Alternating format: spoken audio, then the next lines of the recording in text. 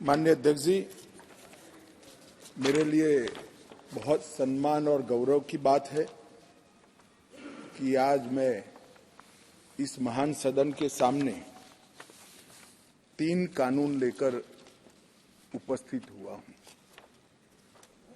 माननीय अध्यक्ष जी, ये एक ऐसा मौका है जब हमारा संविधान अगले वर्ष 75 साल पूरे कर लेगा। एक ऐसा मौका है जब अभी आपकी अध्यक्षता में ही इस संसद ने इस देश की मातृशक्ति को 33% आरक्षण सदनों में देकर कानून बनाने में इनकी हिस्सेदारी तय की है। और उसी समय में ये ऐतिहासिक सदन में करीब 150 साल पुराने 3 कानून जो हमारी क्रिमिनल जस्टिस सिस्टम, आपराधिक न्याय प्रणाली को गवर्न करते हैं, वो तीनों कानूनों में पहली बार मोदी जी के नेतृत्व में भारतीयता, भारतीय संविधान और भारत की जनता का चिंता करने वाले बहुत आमूलचूल परिवर्तन लेकर मैं आया हूं। माननीय अध्यक्ष जी, इंडियन पिनल कोड, इसकी जगह जो इंडियन पिनल कोड 1860 में बना, उसका उद्देश्य ही दंड देना था, उसका उद्देश्य न्याय देना नहीं था। उसकी जगह भारतीय न्याय संहिता 2023 इस सदन की मान्यता के बाद पूरे देश में अमल में आएगी। माननीय अध्यक्ष जी, सीआरपीसी क्रिमिनल प्रोसीजर कोड 1998, इसकी जगह भारतीय नागरिक सुरक्षा संहिता 2023 इस सदन की अनुमोदना के बाद अमल में आएगी। और इंडियन एविडेंस एक्ट 1872 की जगह भारतीय साक्ष्य विधेयक 2023 अमल में आएगा। कई लोगों को मैं इस बिल को स्टैंडिंग कमेटी को भेजने के बाद मिला हूं। आज तो यहां पर बोलने के लिए तो बैठे नहीं हैं, परंतु मुझे कहते हैं क्या फर्क पड़ेगा। सुनते तो मालूम पड़ते कि फर्क क्या पड़ता। माननीय अध्यक्ष जी, एक बेजान मुर्दा पड़ा है और अगर उसमें आत्मा होती है तो जिंदा इंसान बनता है। इतना आमूलचूल परिवर्तन हमारी आपराधिक न्याय प्रणाली के अंदर आना है। अध्यक्ष जी, आज मैं तलारी रंगैया से लेकर हेमाजी तक 35 सांसदों ने इसके अंदर अपने अपने विचार व्यक्त किए हैं। वो सभी को मैं ध्यान से सुना है। ढेर सारी चीजें ज्यादातर किसी के सुझाव बदलाव के लिए नहीं है, कुछ सुझाव बदलाव के लिए भी है, मगर कुछ चीजें जो उठाई गई हैं उसको मैं मानता हूं कि मेरी स्पष्टता के बाद इनकी चिंता से वो मुक्त हो जाएंगे। और कुछ लोग, ओवैसी साहब हो या कोई 1-2 और है, जिनकी चिंता ही ऐसी है जो समाप्त नहीं की जानी चाहिए, चिंता उनकी एक कानून से बड़ी है, वो बहुत उचित हुआ। इसलिए ऐसी चिंता का मेरे पास कोई समाधान नहीं है, परंतु स्पष्टता से काफी सारी चीजें क्लियर हो जाएगी। और मैं 3 ऑफिशियल अमेंडमेंट लेकर भी आऊंगा जो मैं बाद में बताऊंगा। माननीय अध्यक्ष जी, एक तीनों कानून अंग्रेजों के जमाने से बनाए थे। जैसा मैंने कहा कि 150 साल पुराने कानून है। मोदी जी ने प्रधानमंत्री बनने के बाद गुलामी की मानसिकता और गुलामी के सारे चिन्ह इस देश में से जल्दी मिट जाए और नए आत्मविश्वास के साथ महान भारत की रचना का रास्ता प्रशस्त हो, इस पर आग्रह रखा। उन्होंने लाल किले की प्राचीर से कहा, मान्यवर, उन्होंने कहा कि कॉलोनियल कानूनों से जल्दी इस देश को मुक्ति मिलनी चाहिए और उसी के तहत गृह मंत्रालय ने 2019 से इसमें परिवर्तन लाने के लिए एक गहन विचार विमर्श चालू किया था। मान्यवर, ये जो कानून थे, ये कानून एक शासक ने, विदेशी शासक ने अपने शासन को बनाए रखने के लिए बनाए हुए कानून थे। एक गुलाम प्रजा को गवर्न करने के लिए बनाए हुए कानून थे और इसकी जगह अब ये जो कानून आ रहे हैं वो हमारी संविधान की मूल 3 चीजें, व्यक्ति की स्वतंत्रता, मानव के अधिकार और सबके साथ समान व्यवहार, ये 3 सिद्धांतों के आधार पर बनाए जा रहे कानून है। ये इसका मूल परिवर्तन है जो कुछ लोग पहचान नहीं पाए। मान्यवर, हमारे यहाँ न्याय की बहुत पुरानी अवधारणा है।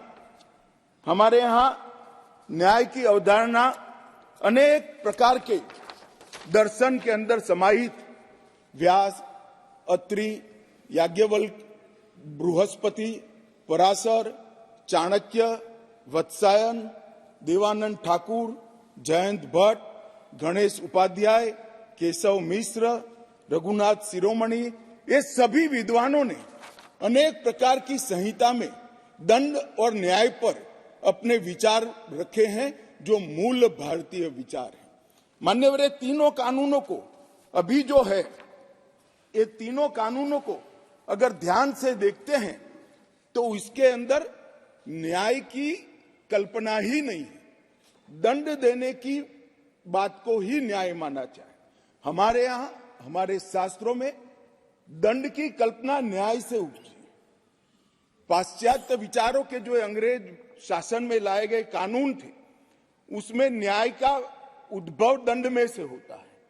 हमारे यहाँ दंड इसलिए दिया जाता है कि जो विक्टिम है, जिसका अहित हुआ है, जिसके अधिकारों की रक्षा नहीं हुई, उसको न्याय मिल पाए, इसलिए किसी को दंड देते हैं।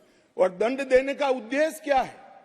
विक्टिम को न्याय देना और वो दंड के माध्यम से और कोई इस तरह की गलती न करे, इस तरह का समाज के अंदर एक एग्जाम्पल प्रस्तापित करने के लिए ये दंड का प्रोविजन है।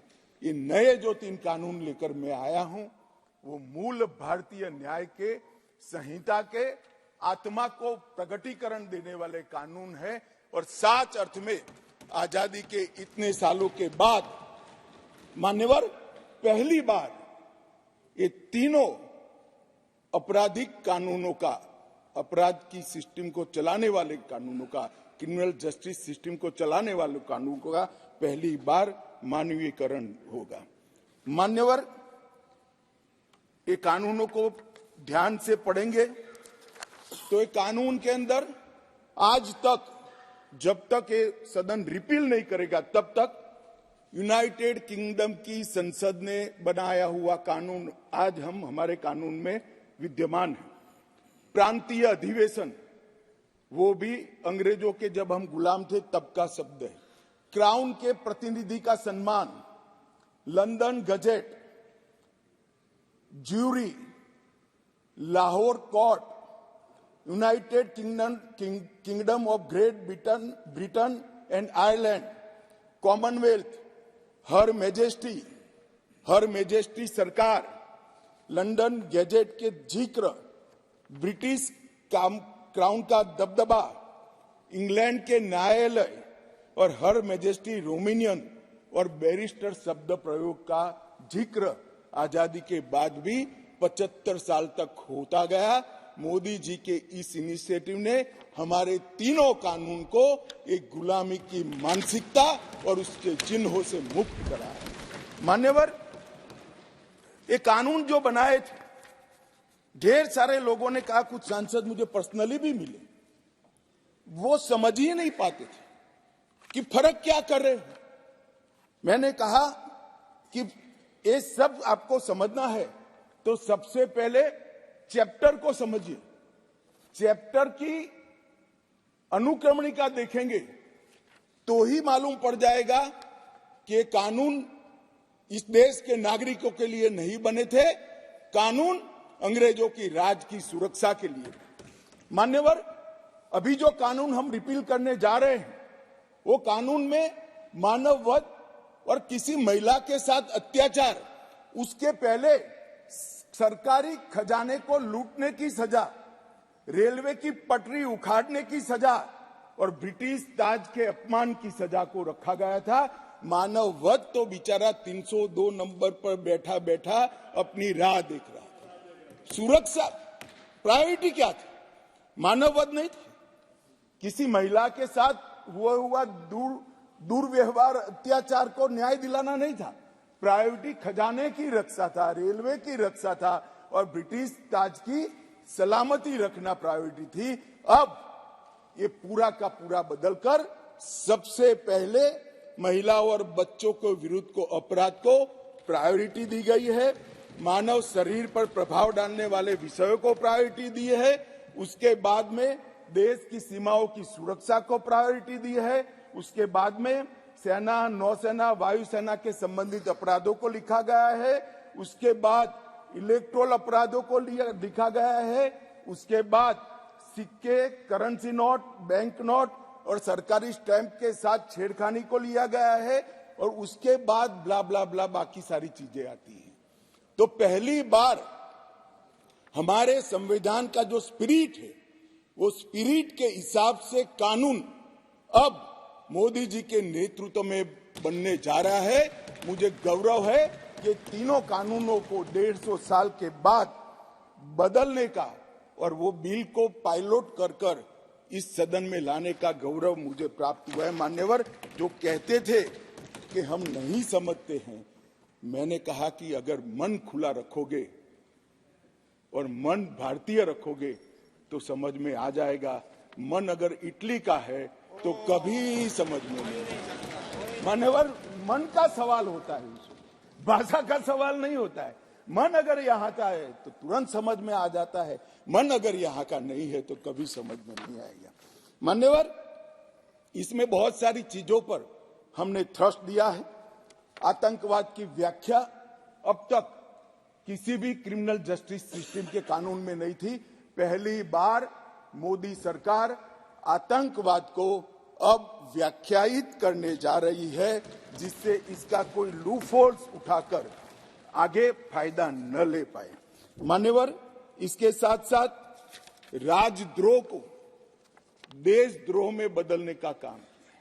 पहले राजद्रोह की व्याख्या थी, मैं आगे डिटेल में बताऊंगा। राज से मतलब शासन था, भारत नहीं था। किसी भी राज्यकर्ता के खिलाफ कोई भी कुछ बोलता था तो इसके पर अपराध, राजद्रोह का कानून लग जाता था। हमने व्यक्ति की जगह देश को रखा है।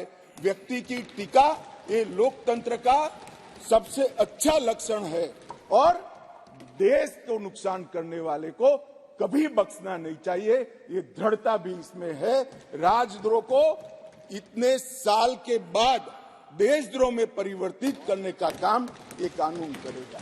मान्यवर, कानून में आज इस सदन के सभी सभासदों को गारंटी देना चाहता हूं कि आने वाले 100 साल के टेक्निकल इनोवेशन जितने भी होंगे, इसकी कल्पना कर हमारी न्यायिक पद्धति को इससे सुसज्ज करने के लिए सारे प्रोविजन इसी कानून के अंदर कर दिए गए हैं और सारी टेक्नोलॉजी का उपयोग कर जल्दी न्याय बने, इसके लिए भी हम आगे बढ़ रहे हैं।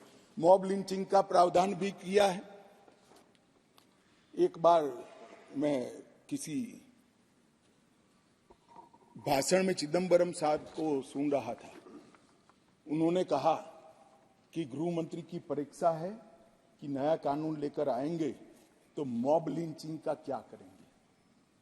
चिदम्बरम साहब, ना आप हमारी पार्टी को समझे हो, ना हमारे सिद्धांतों को समझे हो। हमारी पार्टी की केवल एक और एक आइडियोलॉजी है, भारत का उत्कर्ष। एकमात्र आइडियोलॉजी पर Bharatiya Janata party. Mob lynching घृणित अपराध है और उसको हम नए कानून में फांसी की सजा का प्रावधान कर इंक्लूड कर रहे हैं। मगर अब मैं आपको पूछना चाहता हूं, आपने भी इस देश में 70 साल में 58 साल शासन किया है, आपने मॉब लिंचिंग को भला अब तक क्यों नहीं लाए थे? हम तो जब बदलाव किए तब लाए। मॉब लिंचिंग शब्द का उपयोग हमें गाली बोलने के लिए तो खूब किया, मगर जब सत्ता में आए तब भूल गए। इस प्रकार के व्यवहार को जनता जानती है, इसीलिए उस ओर बैठे हो और उस ओर से भी सदन के बाहर बैठे हो। मान्यवर, ये जो इनका डबल स्टैंडर्ड है, इसके कारण उनकी पार्टी को आज इतनी सारी दिक्कतें उठानी पड़ी है। मान्यवर, पुलिस और नागरिक के अधिकारों के बीच में बहुत अच्छे से इसमें संतुलन साधा गया है। सजा का दर बढ़ाने के लिए हमने ढेर सारे प्रावधान इसके अंदर करे हैं, जिससे सजा करने का प्रतिशत बढ़ेगा। साइबर क्राइम के लिए भी ढेर सारी प्रोविजंस किए हैं और कम्युनिटी सर्विस को भी हम पहली बार इंट्रोड्यूस करके उसको कानूनी जामा पहनाने जा रहे हैं, जिससे जेलों पर के बर्डन को कमी आ जाएगी। मान्यवर, ये तीनों कानून जैसे मैंने कहा 150 साल के बाद बदले जा रहे हैं और देश के 130 करोड़ लोगों को प्रभावित करने वाले कानून हैं और ये कानूनों के आधार पर ही आने वाले समय में इस देश की आपराधिक न्याय प्रणाली चलनी है। इसलिए बहुत जरूरी था कि इस पर एक व्यापक बहस करी जाए, समाज के हर वर्ग से, और जो लोग इनसे जुड़े हुए हैं, ये प्रक्रिया में जुड़े हुए, वो सभी से, सभी चुने हुए प्रतिनिधियों से, सभी ऑल इंडिया सर्विस के अधिकारियों से और सभी विधानसभा के सदस्यों से भी चर्चा की जाए। इसलिए 2019 में हमने इसका व्यापक कंसल्टेशन अगस्त महीने से शुरू किया था और 2019 सितंबर में सभी राज्यपालों, मुख्यमंत्रियों, उपराज्यपालों और प्रशासकों को पत्र लिखकर सुझाव मांगे गए। जनवरी में देश के मुख्य न्यायाधीश, सभी हाईकोर्ट्स के मुख्य न्यायाधीश, बार काउंसिल्स और विधि विश्वविद्यालय को पत्र रखकर सुझाव माने गए। ये सुझाव आने के बाद 2021 में मैंने स्वयं सभी सांसदों को पत्र लिखा और सुझाव मांगे। 2020 में सभी विधायकों से सुझाव मांगे गए। बीपीआरएनडी ने देश के सभी आईपीएस अफसर से सुझाव मांगे। गृह मंत्रालय ने देश के सभी कलेक्टरेट से सुझाव मांगे, क्योंकि कलेक्टरेट भी इसका बड़ा हिस्सा होता है। और मार्च 20 में ये सारे सुझावों को संकलित नेशनल लॉ यूनिवर्सिटी दिल्ली के कुलपति की अध्यक्षता में कमेटी बनाकर किया और उसके बाद लगभग 18 राज्य, 6 संघ राज्य, सुप्रीम कोर्ट और 16 उच्च न्यायालय, 5 न्यायिक एकेडमीज, 22 विधि विश्वविद्यालय, 42 संसद सभ्य और लगभग 200 के आसपास आईपीएस अफसरों ने अपने सुझाव मुझे भेजे। कुल 3200 सुझाव एकत्रित हुए, जिसको फुल स्टॉप कॉमा में पढ़कर इसको रखना या नहीं रखना, इसका विवेक के आधार पर निर्णय लिया गया है। और पूरे तीनों कानूनों को मैंने स्वयं लाइन बाय लाइन नहीं, फुल स्टॉप कॉमा में पढ़ा है। 58 सीटिंग मेरे 158 सीटिंग मेरे खुद के हुए हैं सुझावों को आमेज करने के लिए और कानूनों को पढ़ने के लिए। और ये सब कर हम ये कानून लेकर आए थे। 11 अगस्त 2023 को ये भारतीय न्याय संहिता, भारतीय नागरिक सुरक्षा संहिता और भारतीय साक्ष्य अधिनियम को, इन 3 विधेयकों को मैं यहाँ लेकर आया और आपने उसको गृह विभाग की स्थायी समिति को विचारार्थ भेज दिया। मान्यवर, वहां पर ढेर सारी चर्चा हुई। 10 नवंबर 2023 को इसकी रिपोर्ट राज्यसभा के उपसभापति को दे दी गई और ढेर सारे सुझाव, ढेर सारी टाइपिंग एरर्स, ग्रामेटिकल एरर्स और लीगल प्रोनाउंसिएशन के जो अपभ्रंश थे, ये सब सुधारने के लिए माननीय संसद सभ्यों की समिति ने ढेर सारे विचार रखे। इसलिए उसको जस का तस रखने की जगह मैंने पुराना बिल रिपील कर विड्रॉ कर नया बिल लेकर मैं आज सदन के सामने आया हूं और इतने गहन विचार विमर्श के बाद मान्यवर बिल मैं सदन के सामने रखा है। मान्यवर, मोदी जी के नेतृत्व में जो 3 कानून आए हैं, न्याय, समानता और निष्पक्षता, ये 3 मूल सिद्धांतों के आधार पर इसके अंदर बहुत बड़ा परिवर्तन किया गया है। टेक्नोलॉजी का भरपूर उपयोग हो और आने वाले लंबे समय तक टेक्नोलॉजी के नए इनोवेशन क्या हो सकते हैं, इसकी कल्पना कर अभी से इसकी कानूनी वैधता के लिए ढेर सारे प्रोविजन किए हैं। फॉरेंसिक साइंस को इसके अंदर बहुत तवज्जो दी गई है और इसके माध्यम से, ये कानूनों के माध्यम से जल्दी न्याय मिले, इसके लिए पुलिस, लॉयर्स और न्यायमूर्ति सभी पर एक प्रकार से समय की मर्यादा डालने का काम भी इस कानूनों के माध्यम से हुआ है। मान्यवर, भारतीय नागरिक सुरक्षा संहिता, इसमें पहले सीआरपीसी में 484 धाराएं थी, इसके जगह अब 531 होंगी।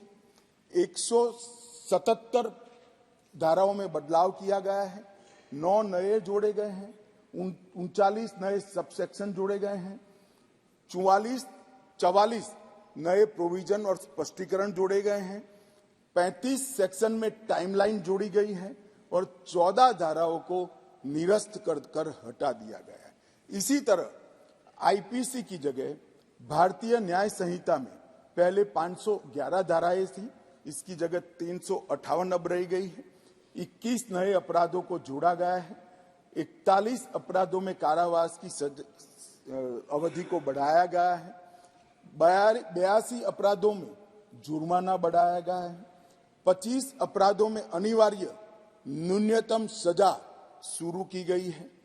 6 अपराधों को सामुदायिक सेवा का दंड, कम्युनिटी सर्विस का पेनल्टी देने का काम किया गया है और 19 धाराओं को निरस्त कर दिया गया है। और भारतीय साक्ष्य अधिनियम, एविडेंस एक्ट को 167 धाराएं थी, इसकी जगह 170 धाराएं बनी हैं। 24 धाराओं में बदलाव किया गया है।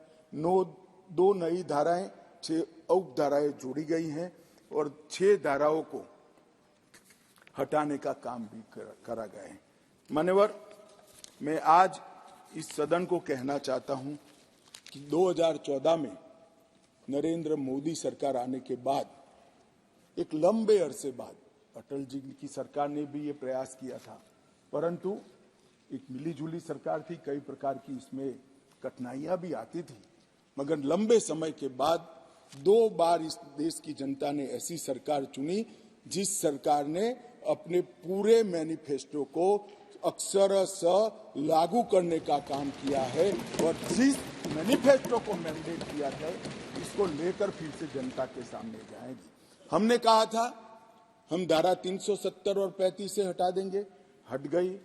हमने वादा किया था आतंकवाद, उग्रवाद और के खिलाफ जीरो टॉलरेंस की नीति सरकार बनाएगी और सुरक्षा कर्मियों को फ्री हैंड देंगे, हमने दिया। इसके कारण 3 हॉटस्पॉट, जम्मू कश्मीर, वामपंथी उग्रवादी क्षेत्र और उत्तर पूर्व में हिंसक घटनाओं में 63% की कमी आई है और मृत्यु में 73% की कमी आई है और पूर्वोत्तर से 70% से ज्यादा क्षेत्र से अपसपा को हटा लिया गया है। जिन्होंने अपने एजेंडा में रखा था कि हम अपसपा हटाएंगे, वो ऐसी स्थिति का निर्माण नहीं कर पाए। हमने नहीं रखा था, अपसपा को हटाया नहीं है, परंतु हमने इसके अमल को रिस्ट्रिक्ट करने में सफलता प्राप्त करी है क्योंकि वहां कानून और व्यवस्था की परिस्थिति ठीक हो गई। हमने मान्यवर कहा था कि अयोध्या में जितना हो सके उतना जल्दी राम मंदिर बनाएंगे और 22 जनवरी को वहां पर राम लल्ला विराजमान होगा। ये नरेंद्र मोदी सरकार है, ये नरेंद्र मोदी सरकार है, ये नरेंद्र मोदी सरकार है मान्यवर, जो कहती है वो करती है। मान्यवर, हमने कहा था संसद और विधानसभा में महिलाओं को 33% आरक्षण देंगे। कांग्रेस पार्टी कई बार पावर में आई, तिथियां निकालती रह गई, हमने दे भी दिया और सर्वानुमत से देकर इस देश की मातृशक्ति को हमने सम्मानित करने की। हमने कहा था 3 तलाक मुस्लिम माताओं बहनों के लिए अन्याय करता है, उसको हम समाप्त कर देंगे। मान्यवर, हमने इस वादे को भी पूरा किया। हमने कहा था कि न्याय मिलने की घटी को बढ़ाएंगे और न्याय के आधार पर होगा, दंड के आधार पर नहीं होगा। मैं उस वक्त पार्टी का अध्यक्ष था। श्रीमान राजनाथ सिंह जी घोषणा पत्र लेकर जनता के सामने गए थे और आज हम दोनों बैठे हैं। मुझे आनंद है मोदी जी ने ये पार्टी के वादे को आज पूरा करने का। मान्यवर, न्याय एक बहुत अम्ब्रेला टर्मिनोलॉजी। न्याय एक सभ्य समाज की नींव डालता है। हमारे संविधान ने राजनीतिक न्याय, आर्थिक न्याय, सामाजिक न्याय की कई परिभाषाएं बनाकर हमारे लिए रखी है और ढेर सारे अनुच्छेद में 38, 39 से 142 में इसका जिक्र भी किया है। मगर जनता के आम मानस में न्याय का मतलब क्रिमिनल जस्टिस सिस्टम से होगा। न्याय अनेक प्रकार के हैं, मैं इसका स्वीकार करता हूं। बड़ी पवित्र संकल्पना हमारे संविधान निर्माताओं ने रखी है, परंतु जनता डे टू डे में क्रिमिनल जस्टिस सिस्टम को न्याय कहती है। और आज मैं ये जो 3 बिल लेकर आया हूं, मोदी जी ने सालों से देश की जनता की जो अपेक्षा थी कि हमें पेनल्टी नहीं चाहिए, हमें दंड नहीं चाहिए, हमें न्याय चाहिए, आम आदमी की सुरक्षा होनी चाहिए, वो बिल इस बिल के माध्यम से होगा। राज्य का सबसे पहला कर्तव्य मान्यवर न्याय होता है और लोकतंत्र के 3 स्तंभ न्यायपालिका, कार्यपालिका और विधायिका, ये तीनों एक न्याय का मजबूत प्रशासन देने के लिए हमारे संविधान निर्माताओं ने 3 के बीच में काम की बंटवारा किया है। और आज पहली बार तीनों मिलकर दंड केंद्रित नहीं परंतु न्याय केंद्रित क्रिमिनल जस्टिस सिस्टम लेंगे। आपकी अध्यक्षता में ये न्याय यहां पर कानून बनेगा, इसका इम्प्लीमेंटेशन कार्यपालिका करेगी और इसका बाकी रहा हुआ इम्प्लीमेंटेशन न्यायपालिका करेगी। ये तीनों अंग इकट्ठा होकर इस देश में भारतीय विचार की न्याय प्रणाली को प्रस्थापित करेंगे। और न्याय, जैसा मैंने कहा, एक अम्ब्रेला टर्म है। न्याय कहते हैं तो बहुत बड़े समुदाय के प्रति होता है। इसमें आरोपी और विक्टिम दोनों आ जाते हैं और दंड कहने पर केवल आरोपी की तरफ ही देखा जाता है। तो संतुलन बनाते हुए नए कानून में लेकर आया हूं। यहां पहले दंड देने की सेंट्रलाइज सोच वाली कानून थे, अब विक्टिम सेंट्रिक जस्टिस इसका यहां पर उद्भव होने जा रहा है। ईज ऑफ जस्टिस को सरल, सुसंगत, पारदर्शी और जवाबदेही प्रोसीजर के माध्यम से साकार किया गया है और एनफोर्समेंट के लिए निष्पक्ष, समयबद्ध, evidence based, speedy trial, court तथा प्रिजन का इससे बर्डन कम होने वाला है और कन्विक्शन रेशियो भी इससे बढ़ने वाला है। मान्यवर, कई लोगों ने अलग अलग सुझाव करे हैं। पहले मैं बिल के बारे में बताकर इसका जवाब दूंगा। और सबसे बड़ी बात है मान्यवर कि जो बिल लेकर मैं आया हूं वो ढेर सारी नई चीजों को भी इसमें जगह देने वाला बिल है और इसका उपयोग करने वाला बिल है। इन्वेस्टिगेशन को हमने फॉरेंसिक साइंस के आधार पर प्रोसिक्यूशन को बल देने का फैसला किया है। बलात्कार की पीड़िता का ऑडियो वीडियो रिकॉर्डिंग के माध्यम से रिकॉर्ड लेना कंपलसरी किया है। कई सारी जगह पे मैं आगे बताऊंगा आपको टेक्नोलॉजी का उपयोग किया है और कोर्ट पर भी ढेर सारे समय को कम करने के प्रावधान पर हमने डाले हैं। मान्यवर, आज के बाद इस देश में अभी तीन प्रकार की न्याय प्रणाली है। कहीं मेट्रो जज होते हैं, कहीं नहीं होते, कहीं फर्स्ट क्लास मजिस्ट्रेट होते हैं, कहीं नहीं होते हैं। ये कानून पारित होने के बाद कश्मीर से कन्याकुमारी और द्वारिका से लेकर आसाम तक सभी देश में एक ही प्रकार की न्याय प्रणाली होगी और न्याय प्रणाली का में समानता इसी कानून के माध्यम से आएगी। मान्यवर, इसमें डायरेक्टर ऑफ प्रोसिक्यूशन का एक्सटेंशन और उसका महत्व और उसको कंपलसरी करने का काम किया है, क्योंकि न्याय प्रणालिका में किसी निर्दोष को अन्याय हो जाए या तो किसी विक्टिम को न्याय न मिले, दोनों किस्सों में हमारी त्रिस्तरीय न्यायिक व्यवस्था है, उसमें अपील का बड़ा महत्व है। आज अपील का निर्णय वो ही लोग करते हैं जो वो गलती जो हुई है, मानो विक्टिम को लगता है कि मेरे साथ न्याय नहीं हुआ है, तो वो ही निर्णय करते हैं अपील करनी या नहीं करनी जिसने ये गलती की है।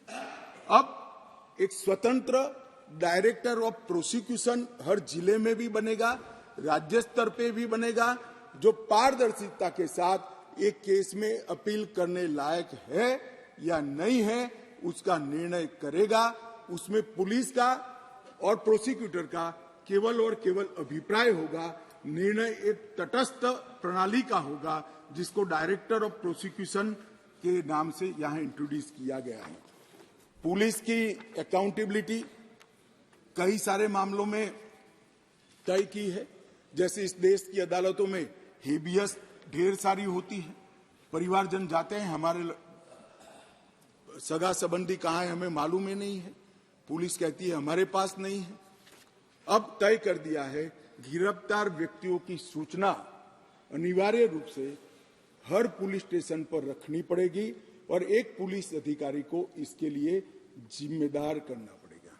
मान्यवर, इस तरह से मैं आगे बाद में बताऊंगा, परंतु ढेर सारी चीजों को हमने पुलिस की अकाउंटेबिलिटी फिक्स करने का भी इस कानून के माध्यम से काम किया है। और विक्टिम सेंट्रिक कानून जब मैं कहता हूं तब मान्यवर हमने ढेर सारा विक्टिमों को बीएनएसएस में 360 तो अपनी बात रखने का अधिकार दिया है, इंफॉर्मेशन का अधिकार खंड 173, 93 और 230 में दिया है, नुकसान की क्षतिपूर्ति का अधिकार दिया है, जीरो एफआईआर को इंट्रोड्यूस किया है। अब कोई भी मुकदमा स्टेट विक्टिम की परमिशन के बगैर, विक्टिम को सुने बगैर कोर्ट सिर्फ स्टेट के कहने पर विड्रॉ नहीं कर सकती। जो विक्टिम है उसको सुनना पड़ेगा, उसके ऑब्जेक्शन को भी सुनना पड़ेगा।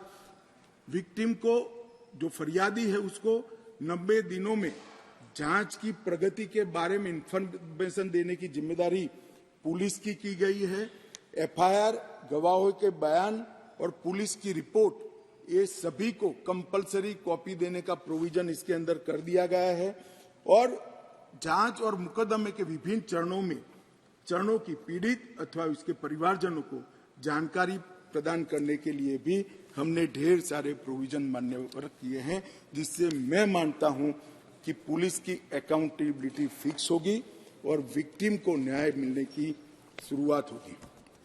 मान्यवर, मैं अब तीनों कानूनों के महत्वपूर्ण प्रावधानों को आपके सामने और आपके माध्यम से ये सदन के सामने और देश के सामने रखना चाहता हूं। भारतीय न्याय संहिता की मैं पहले बात करूंगा मान्यवर, और जैसा मैंने कहा कि इसमें ढेर सारे मानव संबंधित अपराधों को बहुत पीछे रखा गया था, क्योंकि इसका महत्व ही नहीं था। उनका महत्व अपना शासन चलाना था। जैसे बलात्कार का नंबर धारा 375, 376 था।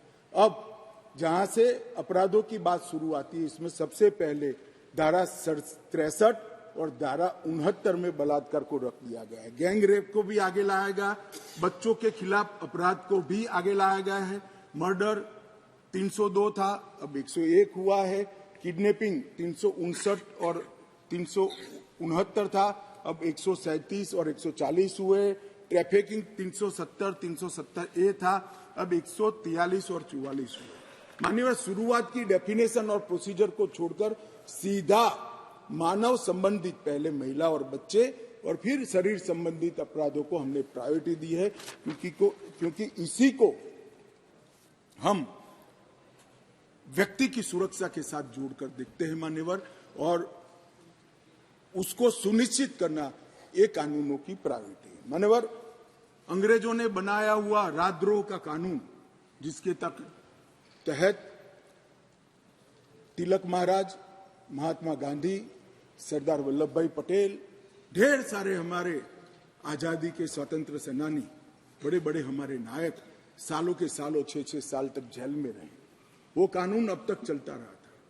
विरोध तो करते थे जब ऑपोजिशन में होते थे, मगर सत्ता में आते थे तब इसका दुरुपयोग भी करते थे, हटाने का नाम नहीं देते थे। पहली बार नरेंद्र मोदी जी ने ऐतिहासिक निर्णय किया है कि राजद्रोह की धारा 124 को पूर्णतया समाप्त, इसको हटाने का काम किया। अभी ओवैसी साहब हंस रहे हैं। ओवैसी साहब, मैं भी थोड़ा साइकोलॉजी पढ़ा हूं, विज्ञान का विद्यार्थी हूं। फिर इनके मन में है कि आपने बदल कर रख दिया। मान्यवर, मैं कहना चाहता हूं, हमने राजद्रोह की जगह देशद्रोह की स्थिति रखी। अब ये देश आजाद हो चुका है, लोकतांत्रिक देश है। शासन की टीका तो कोई भी कर सकता है, किसी को भी करने का अधिकार है। इसके लिए इस देश में अब किसी को जेल में नहीं जाना पड़ेगा, चाहे हमारा शासन। मैं फर्क समझाता रहा हूं, जो बड़े कटाक्षमय तरीके से ओवैसी साहब हंस रहे हैं इसलिए। मगर इस देश के खिलाफ कोई बोल नहीं सकता, इस देश के हितों को कोई नुकसान कर नहीं सकता।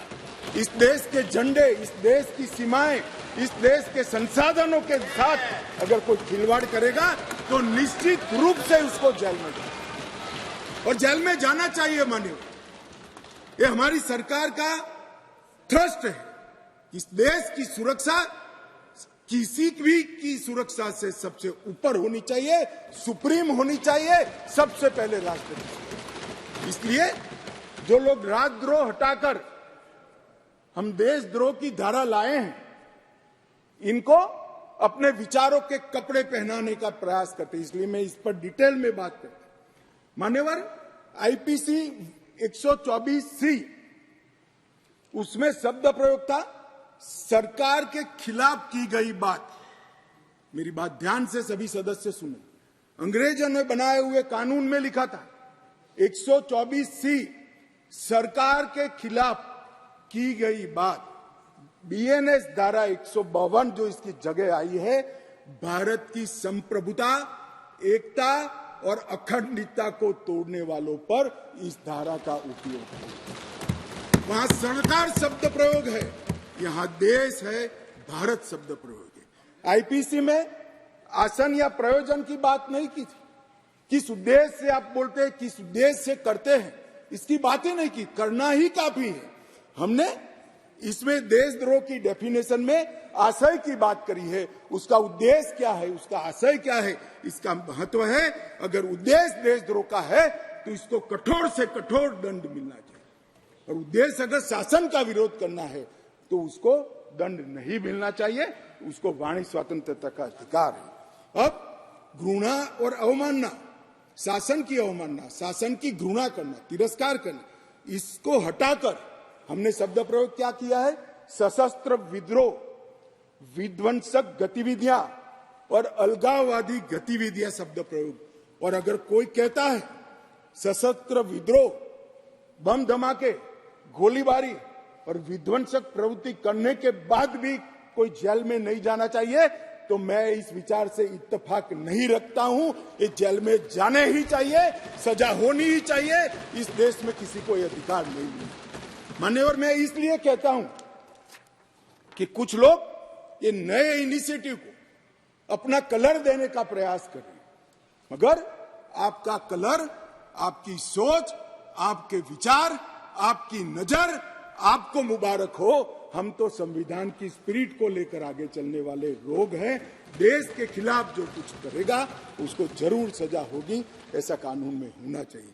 मान्यवर, आज मैं इतना ही कहना चाहता हूं कि हजारों स्वतंत्र सेनानी जो राजद्रोह की कलम के तहत अपने जीवन के सुवर्ण काल जेल में काटे, देश को आजादी दिलाने के लिए, अंग्रेजों को देश में निकालने के लिए, आज नरेंद्र मोदी सरकार के इनिशिएटिव से इनके आत्मा को एक प्रकार से जरूर संतुष्टि मिलेगी कि आजाद भारत में आज ये अन्यायी प्रोविजन को मान्यवर, हमने महिलाओं और बच्चों की सुरक्षा के लिए भी ढेर सारे प्रोविजन किए हैं। मान्यवर, भारतीय न्याय संहिता में एक नया चैप्टर महिलाओं और बच्चे के प्रति अपराध का हमने ऐड किया है। इस विधेयक में 18 वर्ष से कम उम्र की महिला के बलात्कार से संबंधित प्रोविजन में हम बदलाव कर रहे हैं। मौजूदा बलात्कार का प्रोविजन रीनंबरिंग तो हुआ है तथा नाबालिग महिलाओं के सामूहिक बलात्कार को पॉक्सो के साथ सुसंगत बना देता है, क्योंकि कुछ प्रोविजन ऐसे थे जो पॉक्सो में ज्यादा हार्ड थे, जिनको फेवर करनी थी वहां पुलिस स्टेशन में पॉक्सो अप्लाई नहीं किया जा सकता है। अब पॉक्सो अप्लाई करे न करे, बलात्कार करने मात्र से पॉक्सो की सभी धाराएं ये न्याय संहिता के माध्यम से लागू हो जाएगी और उनको आयु का अधिकार आधारित वर्गीकरण ठीक नहीं था। क्रमशः 18, 16 और 12 वर्ष की उम्र के नाबालिगों के बलात्कार के लिए हमने अलग अलग सजा का निर्धारण किया है।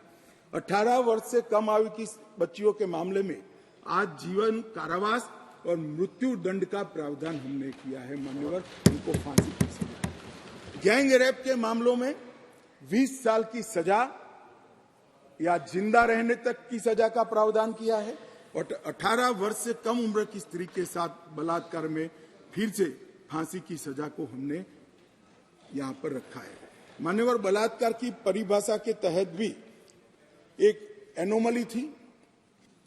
सहमति से बलात्कार में 15 वर्ष की जो आयु डाली थी उसको बढ़ाकर हमने 18 साल किया है। तो 18 साल से कम आयु की बालिका के साथ कोई भी कुछ करेगा तो माइनर रेप के दायरे में घुस जाएगा। मान्यवर, इसके बाद जेंडर न्यूट्रल कानून बना है। कई जगह पे कई सारी चीजें छूट गई थी।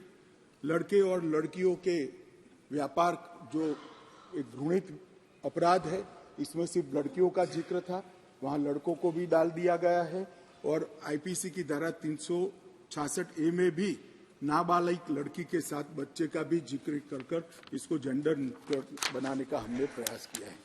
मान्यवर, आतंकवादी कृत्य को इतने सालों के बाद 1 लाख से ज्यादा लोग आतंकवाद की बलि पर चढ़ने के बाद 75 साल के बाद पहली बार आपराधिक न्याय कानूनों में जगह देने का काम नरेंद्र मोदी सरकार को। हमारा वादा था मान्यवर इस देश की जनता को कि हम आतंकवाद के खिलाफ जीरो टॉलरेंस की नीति रखेंगे और आतंकवाद की व्याख्या ही नहीं थी। कुछ सांसदों ने, मैं बाद में जवाब देता हूं, कहा है कि यूएपीए में है, मगर जहां उनके प्रभाव वाली सरकारें थी वहां यूएपीए को लगाते नहीं थे। आतंकवादी कृत्य कर सादे गुना की सजा में निकल जाते थे।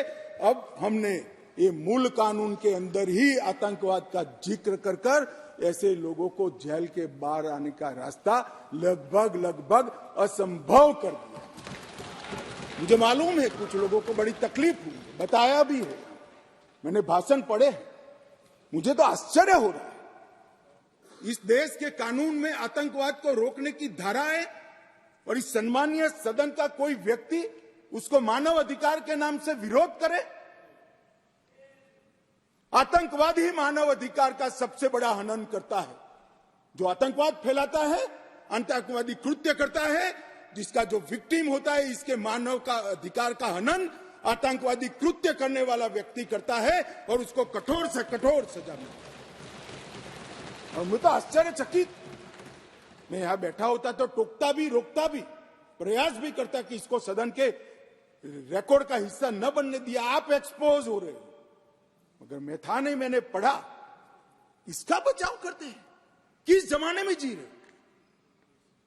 अंग्रेजों का शासन नहीं है, कांग्रेस का शासन नहीं है, ये भारतीय जनता पार्टी और नरेंद्र मोदी का शासन।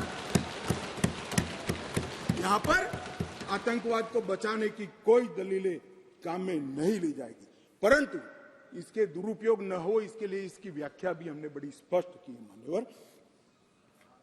इसकी व्याख्या की है, क्या की है? जो कोई भारत की एकता, अखंडता, संप्रभुता, सुरक्षा और आर्थिक सुरक्षा की प्रभुता को खतरे में डालता है और किसी भी वर्ग में आतंक फैलाने का प्रयास करता है आइदर और साइड से, उसको आतंकवादी घटना कहा जाएगा। उसका विवरण दिया है। डायनामाइट, विस्फोटक पदार्थ, जहरीले गैस, न्यूक्लियर का उपयोग, ऐसी घटनाओं में जब कोई भी मृत्यु होती है तो ये घटना करने वाला आतंकवादी कृत्य में लिप्त माना जाएगा। अब इसमें कहां दुरुपयोग की गुंजाइश है? मगर मन में एक भय पड़ा है मान्यवर, वो भय से ये विरोध जन्म लेता है और मैं तो मानता हूं ये भय तो रहना ही चाहिए, रहना ही चाहिए, रहना ही। जो आतंकवादी कृत्य करते हैं उनके प्रति कोई दया भाव नहीं होना चाहिए। कठोर से कठोर इनके लिए कानून का प्रावधान होना चाहिए और ये नरेंद्र मोदी सरकार का उचित ही निर्णय है कि आतंकवाद के लिए ये कानून में हमने जगह दी है। उसके बाद भारत सरकार, किसी राज्य सरकार, विदेश की सरकार, अंतर्राष्ट्रीय सरकारी संगठन के सुरक्षा को बाधित करने वाले कृत्य भी आतंकवादी माने जाएंगे। मान्यवर, मैं नहीं मानता इसमें कहीं पर भी कोई गुंजाइश बची है कि इसका दुरुपयोग हो। और मैं सदन को आश्वस्त करना चाहता हूं, कानून तो लिखी हुई चीज है, इसका अमल करते वक्त अगर कोई इसका दुरुपयोग करता है, जहां तक हमारी सरकार का सवाल है साहब, हम उसको रोकेंगे भी और उसको नश्यत भी करेंगे, सजा भी देंगे। और सबसे ऊपर कोर्ट है। अगर किसके ग्रीवेंसेस है तो ये आतंकवाद को रोकने का प्रोविजन भी कोर्ट के ऊपर तो नहीं है। धारा लगते ही कोर्ट इसकी मीमांसा करेगी, मगर इसके डर से आतंकवाद को ही न रोका जाए, मैं इस बात से सहमत नहीं हो सकता मान्यवर। मैं सदन से अपील करना चाहता हूं कि इस धारा को जो मोदी सरकार लेकर आई है, आपका समर्थन चाहिए, आशीर्वाद चाहिए और जीरो टॉलरेंस का एक संदेश इस सदन से जाना चाहिए। मान्यवर, संगठित अपराध की भी पहली बार व्याख्या की गई है। कई राज्य और राज्यतर गैंगे संगठित अपराध करती हैं, इसके लिए कोई विशेष कानून नहीं था। इसके अंदर हमने साइबर अपराध को, आर्थिक अपराध को, भूमि हत्यानक को, हथियारों की व्यापार को, डकैती को और मानव लोगों की तस्करी करने, व्यक्तियों की मानव तस्करी में, ये सभी को इसके अंदर रखा है। आर्थिक अपराध की भी हमने व्याख्या की है। करेंसी नोट, बैंक नोट, सरकारी स्टैंप का कुटकरण, हवाला व्यवहार और बड़े पैमाने पर वित्तीय कपट और आर्थिक व्यवस्था को तोड़ने के सभी प्रयास, इसको भी आर्थिक अपराध की व्याख्या की तरह पहली बार लाने का काम नरेंद्र मोदी जी कर रहे हैं और इससे मुझे लगता है कि न्यायपालिका का काम काफी सरल हो जाएगा। मान्यवर, एक मैं स्पष्टीकरण करना चाहता हूं कि गैर इरादतन हत्या जो थी, अकस्मात जिसको कहते हैं, इसमें हमने दो हिस्से किए। अकस्मात तो किसी भी व्यक्ति से किसी भी स्थिति में हो सकता है। एक गाड़ी चलाता रहे एक व्यक्ति और रास्ते में कोई भी बेध्यान हुआ या कोई रश कर आ गया और अकस्मात हो गया। अकस्मात करने के बाद वो व्यक्ति स्वयं उसको पुलिस स्टेशन या तो हॉस्पिटल ले जाता है, तो इसके लिए कम सजा का प्रावधान किया है। और हिट एंड रन केस, मरता हुआ छोड़कर कोई भाग जाता है, तो इसके लिए हमने 10 साल की सजा का प्रावधान किया। और मैं मानता हूं कि इससे हिट एंड रन के केस में काफी कमी आएगी। पर ये करते करते जो डॉक्टरों की नेग्लिजेंसी से अगर किसी की मृत्यु आती है, तो वो भी गैर इरादतन हत्या में आ जाती थी, इसकी भी सजा बढ़ गई। तो हमने इसको मैं आज ऑफिशियल अमेंडमेंट लेकर आऊंगा, डॉक्टरों को इससे मुक्त कर दिया है। इंडियन मेडिकल एसोसिएशन ने मेरे सामने रजूआत करी थी, हमने इसको मुक्त करने का प्रावधान किया है। मान्यवर, मॉब लिंचिंग का नया प्रावधान हम लेकर आए हैं। नस्ल, जाति, समुदाय या किसी शंका के आधार पर एक टोला एकत्रित होकर किसी को मार देता है तो उसमें मैक्सिमम फांसी तक की सजा की है। स्नैचिंग के लिए कोई कानून नहीं था, चैन स्नैचिंग होते थे, मोबाइल होते थे और अलग अलग धाराओं में अंत में कानून के गैप का फायदा उठाकर वो छूट जाते हैं थे। स्नैचिंग के लिए भी हमने कानून लाया है। और मान्यवर, गंभीर चोट का जो कानून था इसमें भी हमने 2 डिवीजन करे हैं। किसी के सर पर लाठी मार दी, इंजर्ड हुआ तो उसको सजा तो होनी चाहिए, परंतु लाठी मारने के कारण वो ब्रेन डेड हो गया या अपाहिज हो गया तो इसकी सजा इतनी नहीं होनी चाहिए। तो संपूर्ण अपाहिजता या तो ब्रेन डेड के केस में हमने 10 साल तक का कठोर दंड देने का प्रावधान किया है, इसको सेपरेट किया है। मान्यवर, गंभीर चोट का जो खंड 117 है उसमें 10 साल की उम्र कैद का हमने प्रावधान किया है। इसके अलावा भी ढेर सारे बदलाव किए हैं मान्यवर, मैंने प्रमुख बदलाव भी आपके सामने। अब मैं भारतीय नागरिक सुरक्षा संहिता की बात करूंगा।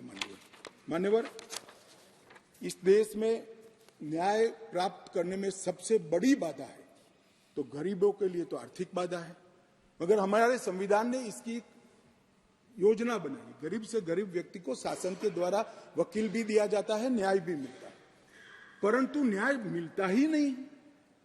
कल ही मुझे माननीय रक्षा मंत्री में बिल पेश कर रहा था, बता रहे थे 2003 में कोई एक्सीडेंट हुआ था, इसका साक्षी का सेवन 2023 में कल ही माननीय रक्षा मंत्री जी के साथ आया है। सजा कब होगी वो तो अभी किसी को मालूम नहीं। माननीय सालों के सालों तक तारीख पे तारीख पढ़ते रहते हैं। पुलिस न्यायपालिका को दोषित करती है, सरकार पुलिस और न्यायपालिका दोनों को दोषी करते हैं, और पुलिस और न्यायपालिका बैठती है तो सरकार को दोषित करती है। सब एक दूसरे के पीछे कानून का सहारा लेकर हमने इस कानून में ढेर सारी चीजों को हमने स्पष्ट कर दिया। मैं इसको बहुत बारीकी से बताना चाहता हूं मान्यवर, क्योंकि ये समझना कानून बनाने वालों के लिए बहुत महत्वपूर्ण। मान्यवर, पुलिस द्वारा दंडित कार्यवाही सीआरपीसी में कोई समय निर्धारित नहीं। आप एक कंप्लेन देते हो, इसका संज्ञान वो 10 साल के बाद भी ले सकते हैं। अब 3 दिनों के अंदर ही एफआईआर दर्ज करनी होगी अगर प्राथमिक जांच होगी, इसको कंपलसरी कर दिया। और 3 से 7 साल की सजा के मामले में 14 दिनों के अंदर प्रारंभिक जांच, आरोप सही है या गलत है, इसका प्रारंभिक जांच देकर एफआईआर करनी पड़ेगी। तो ज्यादा से ज्यादा आप 14 दिन तक प्रारंभिक जांच कर सकते हो, और छोटी सजा है तो 3 दिन के अंदर ही एफआईआर रजिस्टर करनी पड़ेगी। सबसे पहली न्याय में समय की कटौती यहां होगी। अब जांच रिपोर्ट जो जिला मजिस्ट्रेट को भेजना है, इसके लिए भी कोई समय के प्रावधान नहीं था, एफआईआर कर दिया। अब 24 घंटे में तलाशी रिपोर्ट के बाद 24 घंटे में उसको न्यायालय के सामने रख दिया जाएगा, आप उस पर बैठ नहीं सकते हो।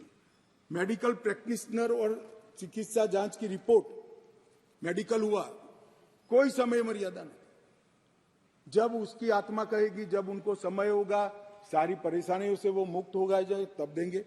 अब हमने बिना किसी देर से बलात्कार पीड़िता की रिपोर्ट को भी 7 दिन के अंदर पुलिस थाने में और न्यायालय में डायरेक्ट भेजने का काम हमने यहां निश्चित किया। मान्यवर, पहले चार्जशीट का समय नहीं, 60 से 90 दिन में चार्जशीट करने का एक कानूनी प्रोविजन था, परंतु री इन्वेस्टिगेशन, मेरी जांच चालू है, ऐसा कर सालों तक चार्जशीट लटकाए जाते थे, केस लटकाए जाते थे और लोग केस से परेशान होते। हमने कह दिया कि 60 से 90 दिन का जो समय था वो तो रहेगा, और 90 दिन के बाद और 90 दिन तक ही फर्दर इन्वेस्टिगेशन कर पाओगे, अगर 90 दिन के बाद फर्दर इन्वेस्टिगेशन करना है तो कोर्ट से ऑर्डर लेना पड़ेगा। चार्जशीट को आप 180 दिन के बाद पेंडिंग नहीं रख सकते हो। ये हमने प्रोविजन कर ट्रायल जल्दी हो इसके लिए शुरुआत कर दी। मान्यवर, इसके बाद मैजिस्ट्रेट के समय कब कार्यवाही शुरू होगी, मैजिस्ट्रेट के समय समक्ष, इसकी भी समय मर्यादा थी। अब मैजिस्ट्रेट साहब के साथ हमने बाध्य कर दिया है कि 14 दिनों के अंदर इसका संज्ञान आपको लेना ही पड़ेगा और कार्यवाही चालू, इसको लटका नहीं सकते। तो जो हमारे यहाँ बहुत सारी फरियाद आती है, सच्चा झूठा भगवान जाने, 12 बजे तक कोर्ट चलती है, 12 बजे के बाद कुछ नहीं चलता है। अब अगर 14 दिनों में संज्ञान लेना है तो कोर्ट को इसको समाप्त कर ही जाना पड़ेगा। और आरोपी द्वारा आरोप मुक्त होने का जो निवेदन है वो भी 60 दिन के अंदर ही करना पड़ेगा। पहले क्या करते थे, एक केस में 25 आरोपी, तो एक के बाद एक 25 लोग लिंगरिंग रूप से एक्विटल का अपील करते ही जाते थे और 10 साल तक मुकदमा चलता नहीं था। अब जिसको भी करना है 60 दिन के अंदर करना है और 60 दिन में न्यायाधीश ने इस पर सुनवाई करनी है। तो ये ज्यादा से ज्यादा 120 दिन में केस ट्रायल पर आएगा। प्ली बार्गेनिंग के लिए भी समय नहीं था, अब तय कर दिया है। आरोप तय करने के 30 दिन के अंदर ही आप आपके गुनाह को स्वीकार कर लोगे तो सजा कम होगी। प्री बार्गेनिंग 30 दिन के अंदर समाप्त करना पड़ेगा। ट्रायल की प्रक्रिया में कागज रखने का भी कोई प्रोविजन नहीं था। अब हमने दस्तावेजों की प्रक्रिया कंपलसरी 30 ही दिन में पूरा करने का प्रोविजन कर दिया है, उसमें आप देरी नहीं कर सकते। मान्यवर, ट्रायल इन एब्सेंसिया का भी प्रोविजन किया है। कुछ लोग इस पर आपत्ति ले सकते हैं, मगर मैं आज कहना चाहता हूं, इस देश में ढेर सारे मुकदमे, देश को हिला देने वाले मुकदमे, चाहे बम्बई बम ब्लास्ट हो या कोई, और वो लोग पाकिस्तान में या कहीं और देशों में शरण लेकर बैठे हैं, ट्रायल नहीं चलती है। मान्यवर, अब इनके यहां आने की जरूरत नहीं है। 90 दिन के अगर वो कोर्ट के सामने नहीं आते हैं तो उनकी अनुपस्थिति में ट्रायल होगी। एक सरकारी वकील उनकी पैरवी करेगा, फांसी भी होगी, जन्मटिप भी, और जिससे वहां से वापस लाने की प्रक्रिया बहुत जल्दी कर पाएंगे, क्योंकि वो सजा प्राप्त व्यक्ति किसी दूसरे देश में तो स्टेटस बहुत बदलता है। जमानत के लिए भी हमने कर दिया है कि लंबे समय तक किसी को जेल में नहीं रख सकते। पहली बार अपराध करने को 1/3 सजा का जो प्रोविजन है, 1/3 अगर अंडर ट्रायल कर लिया तो इसको मुक्ति दे सकते हो, और बाकी सभी मामलों में 1/2 किया है जो गंभीर प्रकार की हत्या, डकैती, ऐसे मामले हैं। जजमेंट सालों सालों तक, महीनों तक नहीं आता था। अब हो गया है कि मुकदमे की समाप्ति के बाद जज साहब को 45 दिन के अंदर ही जजमेंट देना पड़ेगा, वो इससे ज्यादा लेट नहीं कर। मान्यवर, जजमेंट और सजा के बीच में भी बहुत बड़ा समय था, उसका भी समय निर्धारित कर दिया है, और सजा निर्णय देने के 7 दिन के अंदर ही सुना देनी पड़ेगी, उसको आप लिंगरिंग नहीं कर सकते। मान्यवर, फिर दया याचिका के मामले आते थे।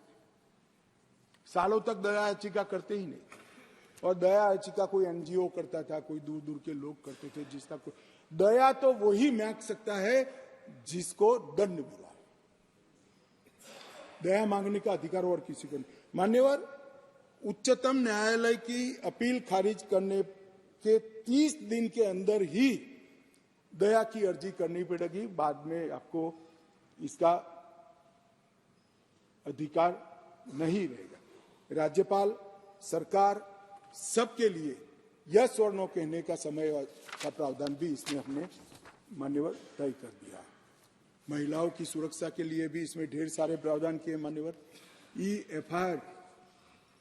ई-एफआईआर से अगर किसी को सबसे बड़ा राहत मिलने वाला है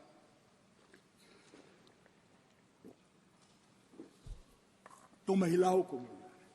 किसी भी महिला के लिए अपने खिलाफ हुए अपराध को किसी के सामने वर्णन करना मान्यवर बड़ी संकोच की बात होती है। आज ई-एफआईआर से हर कोई कर सकता है, मगर कोई भी महिला थाने पर एफआईआर करा सकती है। उसका संज्ञान भी लिया जाएगा और 2 दिन के अंदर ही घर पर आकर इसका जवाब लेने की व्यवस्था महिला पुलिस के साथ इस कानून को करेगी। नए विधेयक के अंदर EFIR का जो हमने जिक्र किया है, इससे ढेर सारे फायदे होने वाले हैं। समय पर ट्रायल और स्थगन दोनों को हमने मान्यवर बहुत तवज्जो देकर इसको कठोरता के साथ कम करने का प्रावधान किया है। टेक्नोलॉजी का उपयोग भी कई जगह पे हमने पुलिस के अधिकारों के दुरुपयोग को कर्टेल करने के लिए किया है। क्राइम सीन, इन्वेस्टिगेशन, ट्रायल, ये तीनों चरण में हमने टेक्नोलॉजी के उपयोग को तवज्जो दी है। पुलिस जांच में पारदर्शिता और जवाबदेही इससे निश्चित रूप से सुनिश्चित तो होगी ही होगी, परंतु सबूतों की गुणवत्ता में भी सुधार होगा। विक्टिम और आरोपी दोनों के अधिकारों की रक्षा होगी। मान्यवर, FIR से केस डायरी से चार्जशीट, वहां से जजमेंट तक की पूरी प्रक्रिया को डिजिटलाइज करने का हमने कानूनी प्रावधान इस कानून के अंदर लेकर आए। एविडेंस, तलाशी और जब्ती तीनों में वीडियो रिकॉर्डिंग की हमने कंपलसरी प्रोविजन किया है। कोई भी घर पे जाकर पुलिस जब्ती करती है तो उसका वीडियो रिकॉर्डिंग किया जाएगा, एविडेंस कलेक्ट करते हो उसका भी हो जाएगा और तलाशी का भी हो जाएगा। इससे कोई किसी को फ्रेम करने की संभावनाओं पर बहुत बड़ी कमी आ जाएगी। और बलात्कार के मामले में भी पीड़ित का बयान कंपलसरी करने का निर्णय नरेंद्र मोदी सरकार ने किया है। वो लेना ही पड़ेगा, ऑनलाइन बयान लेना पड़ेगा, इसका रिकॉर्डिंग करना पड़ेगा, जिससे वगदार आदमी आने के बाद वो बयान को बदलवा नहीं सकता। दूर दूरस्थ के गांवों में बयान तो ले लीजिए जाते हैं, मगर जब मालूम पड़ता है कि बलात्कार किसने करा है तो बयान को बदल भी दिए जाते हैं। अब ऑनलाइन बयान लेना है और इसकी 3 कॉपी 3 जगह पे, एक हॉस्पिटल में, एक पुलिस थाने पर और एक न्यायाधीश के यहाँ 24 घंटे में पहुंचानी है, जिससे बदलने में बहुत बड़ी दिक्कत होगी। मान्यवर, इसके साथ साथ हमने फोरेंसिक के उपयोग को भी बहुत महत्व दिया है। दुनिया भर के अदालतों का अगर विश्लेषण करते हैं तो हमारे यहाँ सजा कराने का दर बहुत कम है।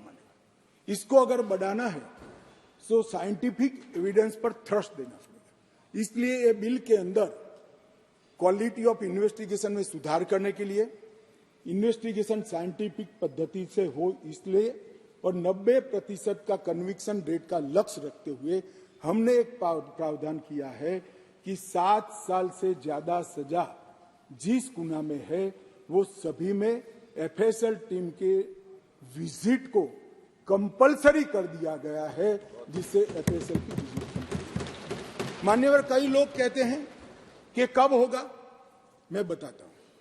नरेंद्र मोदी सरकार टुकड़े टुकड़े में नहीं चलती।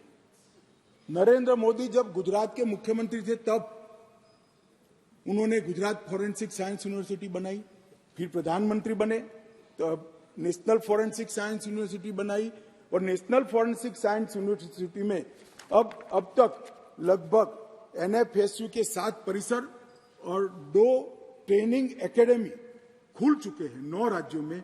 और 5 साल के बाद मैं देश की जनता को आश्वस्त करना चाहता हूं, हर साल 35,000 फॉरेंसिक एक्सपर्ट यहां से बाहर निकलेंगे जो इस हमारी रिक्वायरमेंट को। तब तक हमने फॉरेंसिक मोबाइल वान का भी प्रोविजन कर दिया है और फॉरेंसिक को आउटसोर्स करने के लिए भी रूल्स बनाए हैं मान्यवर। और दिल्ली में इसका ये जो 7 साल वाला प्रोविजन है इसका ट्रायल भी शुरू हो गया है और बहुत उत्साहजनक परिणाम हमें मिले हैं मान्यवर। और इसको तभी राज्यों द्वारा नोटिफाइड कर दिया जाएगा जब राज्य के अंदर फॉरेंसिक इंफ्रास्ट्रक्चर संपूर्ण रूप से बन जाएगा। इसमें हमने पुलिस स्टेशन, तहसील, जिला और पूरा राज्य चारों को नोटिफाइड करने की योजना बनाई है। मानो एक शहर में फॉरेंसिक की व्यवस्था हो गई तो वो शहर को नोटिफाइड कर सकते हैं, कंपलसरी हो जाएगा।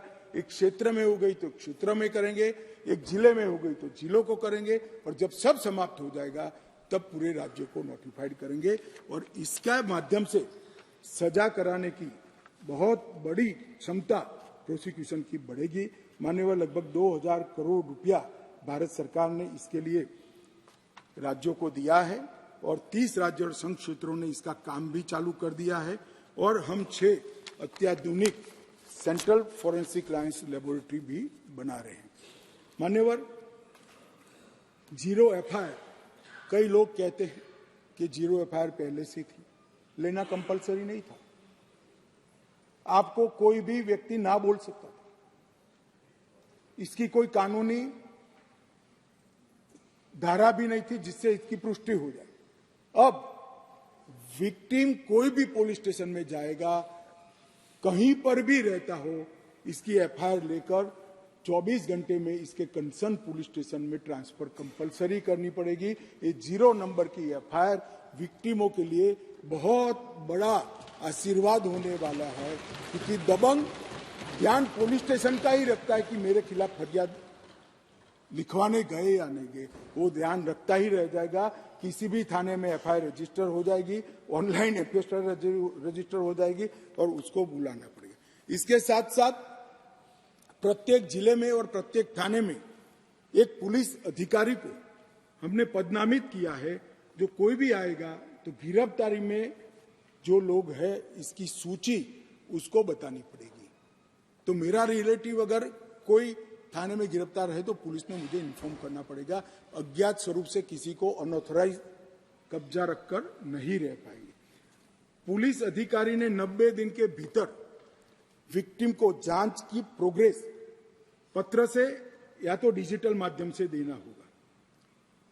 यौन हिंसा के माध्यम से पीड़िता का बयान महिला न्यायिक मजिस्ट्रेट द्वारा रिकॉर्ड करना है।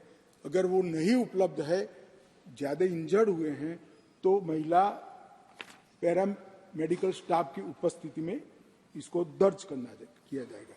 यौन उत्पीड़न के बयान को यही है जो मैंने कहा।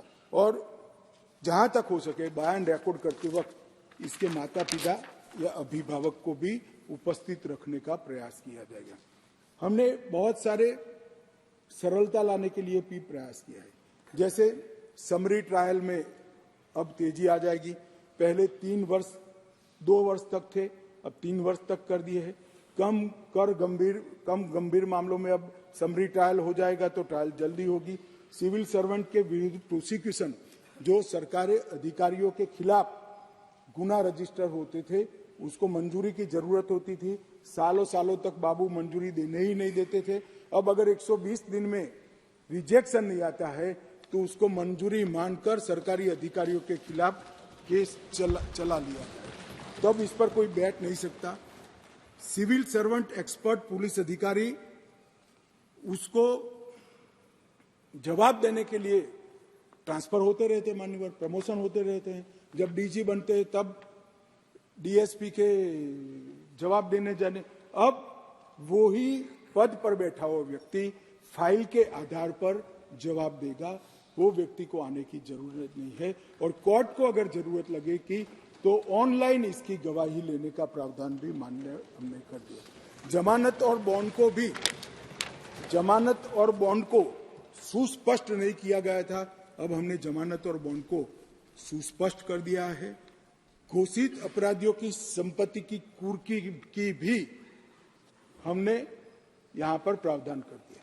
मान्यवर, कोई अपराधी न्याय की शरण में आता ही नहीं, भाग जाएगा और सालों सालों तक केस लंबित रहेंगे। केस तो चलेंगे इसके अनुपस्थित, मगर उसकी संपत्ति की कुर्की भी की जाएगी।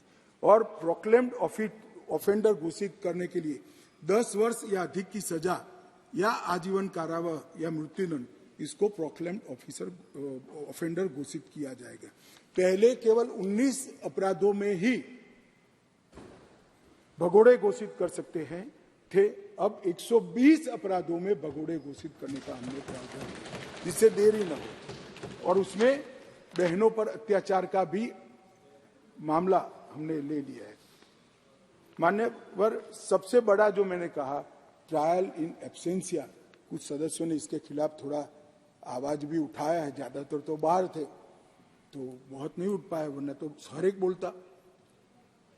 मगर मैं ये पूछना चाहता हूं मान्यवर, गुनाह कर कर जो देश के बाहर भाग गए हैं, इनके प्रति क्या सिंपैथी है आपकी भाई?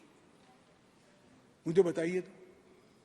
सैकड़ों लोग बम धमाके में मार दिए जाते हैं, कश्मीर में आतंकवाद कर कर, पैदल चलकर पाकिस्तान में छुप जाते हैं। क्या इनको सजा करनी चाहिए या नहीं करनी चाहिए? मेरा बहुत साफ क्वेश्चन है। क्या सिंपैथी है आपकी इसमें? अब नहीं बख्शा जाएगा, आप आओ ना आओ, आपको सजा भी होगी और आपकी संपत्ति भी। ये देश ऐसे नहीं चल सकता। और अगर न्याय ही चाहिए तो कानून की शरण में आइए। भारत के संविधान में हर गरीब से गरीब व्यक्ति और हर पीड़ित से पीड़ित व्यक्ति की न्याय की सुविधा है। न्याय मिलेगा, मगर मालूम है न्याय में सजा ही मिलने वाली है, इसलिए आप देश के बाहर भाग जाओगे और ट्रायल नहीं चलेगा। ऐसा अब नहीं चलेगा, इसको भी हमने यहां पर डाला है।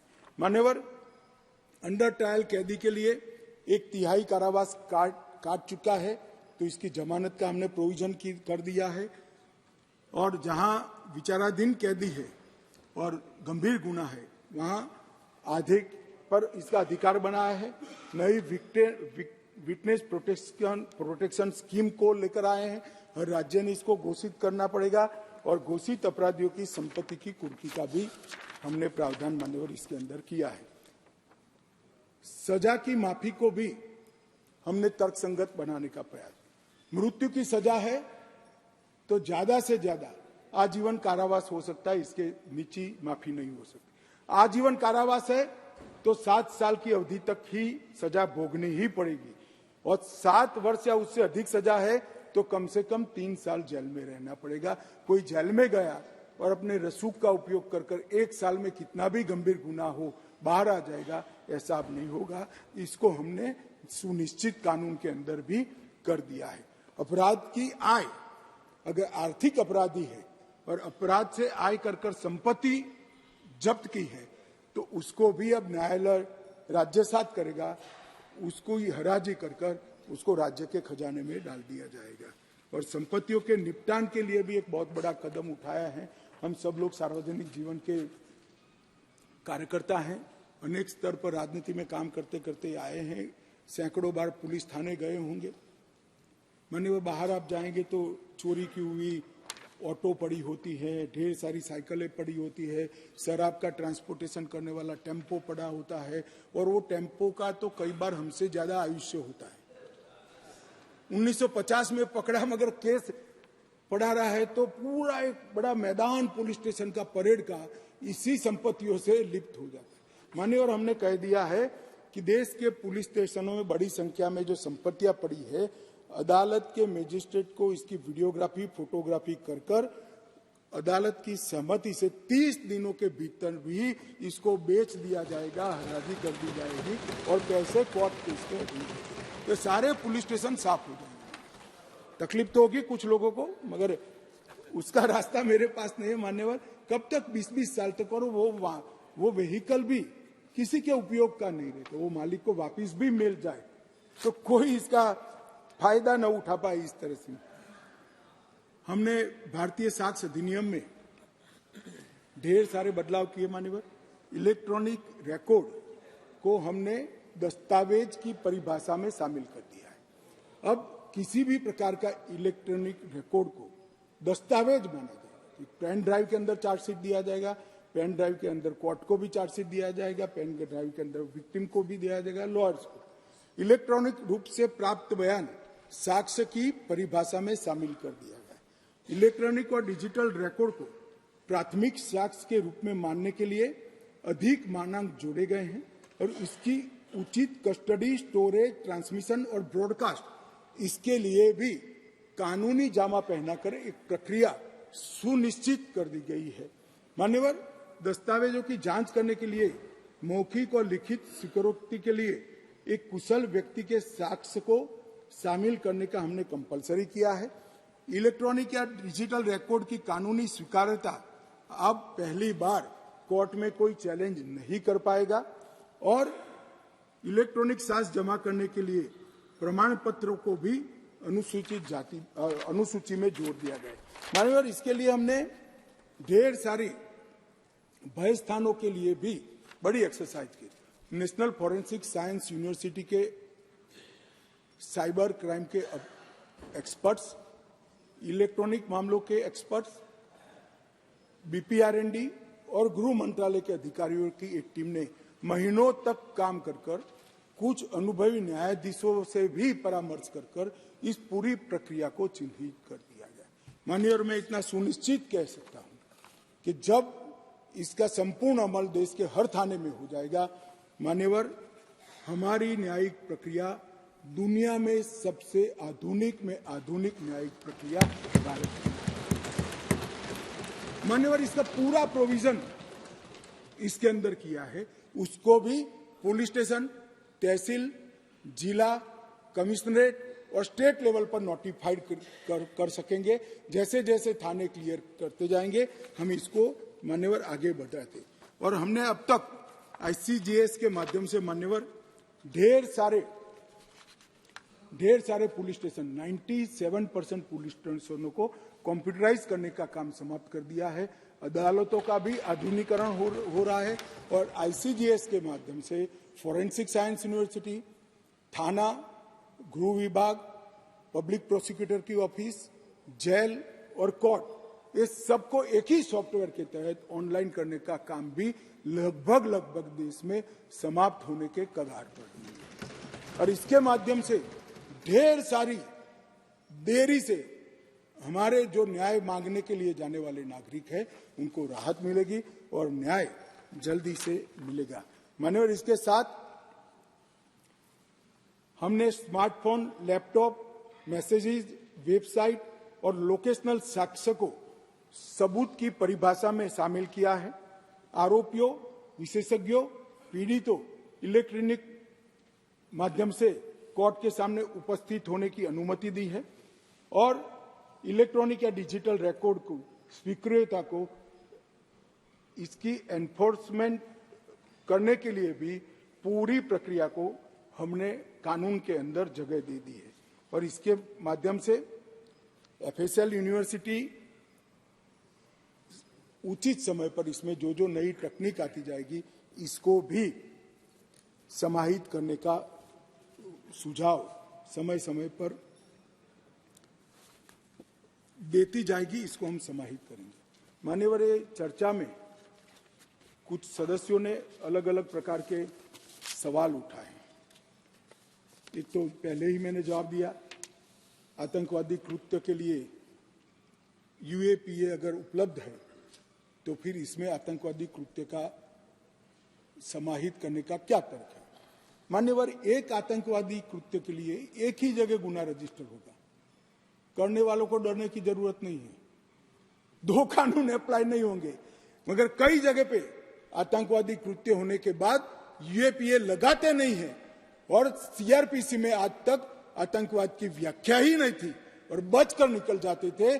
उनके बचने के सारे रास्ते इस कानून के माध्यम से हमने बंद कर दिए और मुझे मालूम नहीं पड़ता इसमें आपत्ति क्या है। आपत्ति सिर्फ संसद में रखनी नहीं चाहिए, इसके आशय भी बताने चाहिए। ये आपत्ति दर्ज कर हम किसको बचाना चाहते हैं। मान्यवर, बीएनएस के 69 के खंड में पहचान छिपाने का दुरुपयोग किया जा सकता है, ऐसा एक आशंका व्यक्त किया। मैं इसके लिए कहा कि उन महिलाओं को सुरक्षा प्रदान की गई है जो शादी के झूठे वादों की वजह से व्यक्ति की पहचान छिपाना चाहते हैं। इसमें और कोई बच नहीं पाएगा, मैं सदन को आश्वस्त करना। मान्यवर, एक आया कि दया की याचिका मामले में थर्ड पार्टी को अधिकार देना चाहिए। मैं बिल्कुल खिलाफ। अगर जिस व्यक्ति ने गुनाह किया है उसको अपने गुनाह का एहसास ही नहीं है, पछतावा ही नहीं है, तो दया शब्द पर इसका कोई अधिकार नहीं है। जिसको गुनाह कर अगर पछतावा नहीं होता है उसको दया का कोई अधिकार नहीं है। दया का अधिकार उसी का बनता है जो बाद में बोली हरसिमरत बहन, मैं समझ रहा हूं आप क्या कहना चाहते हैं। दया का अधिकार उसी को बनता है जो अपने कृत्य को से पछतावा करता हूं। कोई व्यक्ति आतंकवादी कृत्य करेगा और जेल में जाएगा और फिर कहेगा कि मैं तो नहीं मांगता, मेरी मन स्वीकारने के लिए तैयार नहीं है, मैंने कृत्य किया, और इस पर दया की जाए, मैं सहमत नहीं हूं साहब, ऐसा कभी नहीं हो सकता। एक बीएनएसएस के खंड 479 में विचाराधीन कैदियों के संदर्भ में कहा गया, मगर उसमें तो हम बहुत प्रगतिशील प्रोविजन लेकर आए, उल्टा जल्दी छूट जाएंगे वो, क्योंकि 41 सजा होते ही उनको जमानत देने का हमने प्रोविजन किया है, जो पहले कानून में नहीं था, और उसके पहले कोर्ट तो दे ही सकती है जमानत। दूसरा है वीडियोग्राफी के प्रयोजन केवल तलाशी तक क्यों है, गिरफ्तारी और पुलिस बयान दर्ज करने के।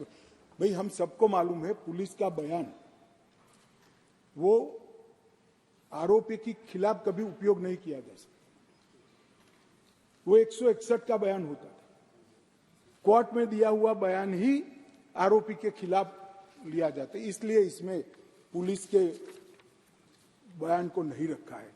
डिस्चार्ज एप्लीकेशन करने के लिए अलग अलग समय सीमा उचित नहीं है, ये थोड़ा मिसअंडरस्टैंडिंग है। खंड 250 और 262 अलग अलग प्रकार के ट्रायल के लिए ओएसीडी सेशन कोर्ट में ट्रायल केस के मजिस्ट्रेट द्वारा सेशन कोर्ट में कमिट होने के बाद जो शुरू होता है, इसके लिए खंड 250 है, और मजिस्ट्रेट के द्वारा जो ट्रायल होता है इसके लिए खंड 262 है, तो दो अलग अलग ही है।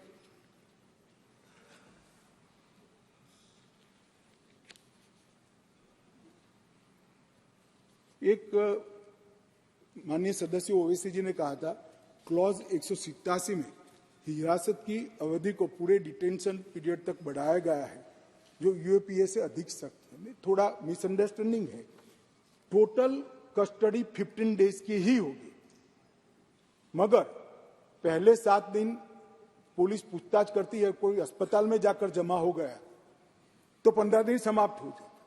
हमने ये प्रोविजन किया है कि 7 दिन की कस्टडी हो गई, आप अस्पताल में चले, कोई बात नहीं, अच्छा हो जाओ, अच्छा होने के बाद वो 8 दिन के लिए तो फिर आना ही पड़ेगा, तो टोटल कस्टडी को तो हमने 15 दिन का ही रखा है, और मीनवाइल कोर्ट जमानत भी दे सकती है, प्रोविजन को भी हमने रखा है, तो इसकी जमानत पर भी असर नहीं होगी और तो कुल दिन भी नहीं बदलेंगे।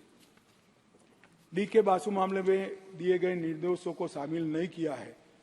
हमने भारतीय नागरिक सुरक्षा संहिता में खंड 37 में बदलाव ही कर दिया है, और हर जिले और हर थाने में एक अधिकारी को हमने नामित किया है, जिससे कस्टडी का ब्यौरा देना पड़ेगा।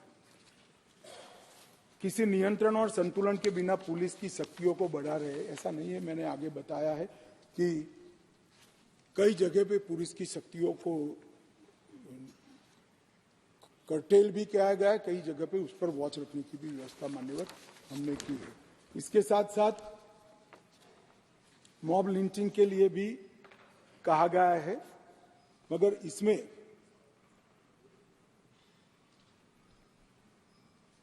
सब प्रकार के गुनाह को 5 से ज्यादा लोग इकट्ठा होकर अगर किसी की हत्या या उसको घायल करने का काम करते हैं, उसको हर प्रकार के गुनाह को इसके अंदर शामिल किया जाए। राजद्रोह का तो मैंने जवाब दे ही दिया है मान्यवर।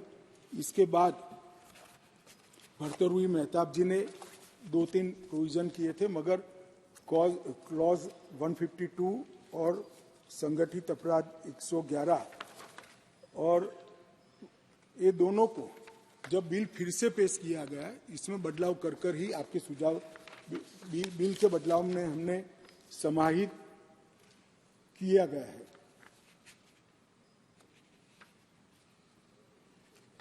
और दूसरा उन्होंने कहा फॉल्स और मिसलीडिंग शब्दों का सवाल है उसमें। इसको मैं मानता हूं कि गलत सूचना फैलाने के मामले को भी इसके अंदर समाहित करना चाहिए, उस दृष्टि से हमने इसको समाहित किया है मान्यवर। और एक प्रकार से इसके दुरुपयोग न हो, इसके लिए भी हमने ढेर सारे प्रोविजन और चेक बैलेंस इसके अंदर रखने का प्रयास किया है। हरसिमरत बहन ने पुलिस हिरासत के बारे में कहा, इसका मैंने जवाब दे ही दिया है। पुलिस स्टेट बन जाएगा, कोई पुलिस स्टेट हमारे शासन है तब तक नहीं बनेगा। मैं पूरे सदन को आश्वासन देना चाहता हूं, पुलिस स्टेट से बाहर आने के लिए कानून आए हैं, पुलिस स्टेट बनाने के लिए ये कानून नहीं आए। मान्यवर, 2-3 मैं ऑफिशियल अमेंडमेंट भी ला रहा हूं। तो ये तीनों कानून में द्वितीय शब्द इसलिए लिया गया है कि एक ही प्रकार के नाम के 2 बिल 1 साल के अंदर पेश नहीं हो सकते थे, तो ये टेक्निकल संसदीय प्रणालिकाओं के कारण करना पड़ा है। और दूसरा मैंने जो कहा कि डॉक्टर को गैर विवेचन हत्या में कम सजा के लिए हमने प्रोविजन किया है, ये तीनों प्रोविजन को भी मैं लेकर आया हूँ। मान्यवर, मैं निश्चित रूप से मानता हूँ कि भारतीय न्याय संहिता, भारतीय नागरिक सुरक्षा संहिता और भारतीय साक्ष्य अधिनियम, ये तीनों बिल कानून बनने के बाद आज से 100 साल तक, कम से कम 100 साल तक जितने भी टेक्नोलॉजी आएगी, ये टेक्नोलॉजी को इस कानून के तहत समाहित करने के कानूनी प्रावधान होंगे। मान्यवर, फॉरेंसिक साइंस को इतनी कठोरता के साथ, इतनी दृढ़ता के साथ कानून में जगह देने वाला एकमात्र देश हमारा भारत बनने का। मान्यवर, जो ब्रिटिश राज की, ब्रिटिश काल की गुलामी के सारे चिन्ह समाप्त कर ये संपूर्ण भारतीय कानून अब बनने जा रहा है। और हमारे संविधान का जो स्पिरिट, हमारे संविधान का जो स्पिरिट है, सबके साथ न्याय और भारतीय अवधारणा दंड और न्याय की है, इसके आधार पर, इसके बेसिस पर ये कानून बनने जा रहे हैं। मैं आपके माध्यम से सदन के सभी सदस्यों का आशीर्वाद मांगता हूं कि इसमें आप सहमति दीजिए और मोदी जी का एक और वादा आज इस कानूनों के माध्यम से देश की जनता को जो है पूरा होने जा रहा है, इसको आपका आशीर्वाद।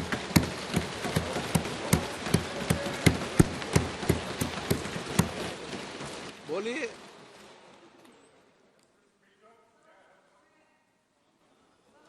गृह मंत्री जी का आभार व्यक्त करती हूं कि आपने बोला कि पीड़ित से पीड़ित को इस नए कानून से उनको न्याय मिलेगा। सर मेरी सिर्फ आपसे विनम्र बेनती है कि एक कौम की सेंटिमेंट्स जो जुड़ी हुई, जिसके प्रधानमंत्री जी ने भी पिछले सेशन में कहा कि जो कानून में नहीं आता। सर प्लीज सर, ये मर्सी पिटीशन कानून में नहीं है सर। मर्सी पिटीशन के बारे में आपने विषय जिसका माँ बाप जिंदा नहीं है, जिसका परिवार नहीं है, मुझे याद है विषय आपने कहीं बताया।